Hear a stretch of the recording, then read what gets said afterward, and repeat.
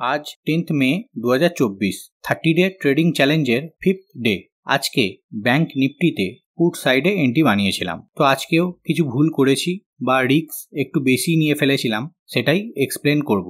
তো অনেকে জিজ্ঞাসা করেছিলেন গতকালের ট্রেডের ব্যাপারে। তো এখানে বলে দিই, গতকাল আমি কোনো ট্রেড নিইনি এবং যে দিন ট্রেড নেব এই 30 ডে চ্যালেঞ্জের মধ্যে সবকটা ট্রেডই আপনাদের সঙ্গে শেয়ার করব। তো গতকাল নিফটির ওপেন পজিশনটা 2.2k লসে স্কোয়ার আপ করেছিলাম।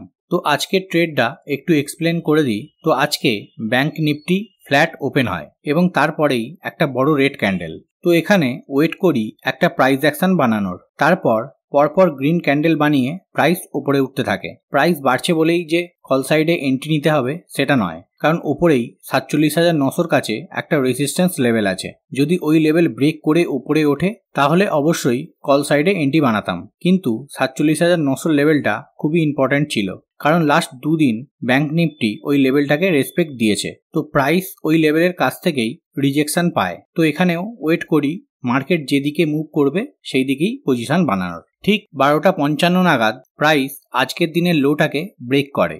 ব্রেক করতেই পুট সাইডে এন্ট্রি নিয়ে নিই। 47,300 পুট 316তে বাই করি। তো এখানে একটা ভুল হয়, সেটা হচ্ছে 47,300 লেভেলে একটা স্ট্রং সাপোর্ট আছে। তো এই লেভেলটা কি করে বেরোলো? আমরা মাল্টি টাইম ফ্রেম অ্যানালিসিস শিখেছি।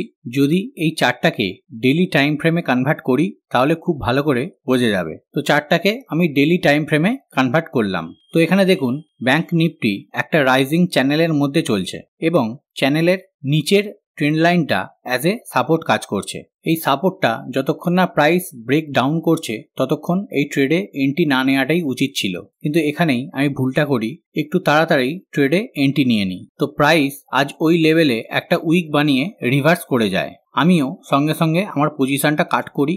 2-3 মিনিটের মধ্যেই এই সব কিছু হয়ে যায়। তবুও 44 পয়েন্ট মতো ক্যাপচার করি। আজ প্রফিট করলেও রিস্কটা অনেক বেশি নিয়ে ফেলেছিলাম। যদি পজিশনটা ঠিক সময় কাট না করতাম তাহলে হয়তো এসএল নিতে হতো। তো যাই হোক, এই ট্রেডে ব্রোকারেজ বাদ দিয়ে 600 টাকা মতো প্রফিটে ডে 5 ক্লোজ করলাম। তো এখানে আরো একটা স্টকের পজিশন নিয়েছি সুইং ট্রেডের জন্য, তাই কোম্পানি নেমটা আমি হাইড রাখলাম, তো ওটাকে ইগনোর করবেন। তো এখানেই আমার ছোট্ট ভিডিওটা এন্ড আপ করলাম। আবার নেক্সট দিন দেখা হবে নতুন একটা ট্রেডিং ভিডিও নিয়ে। আজকের মতো বাই বাই, ভালো থাকবেন, সুস্থ থাকবেন।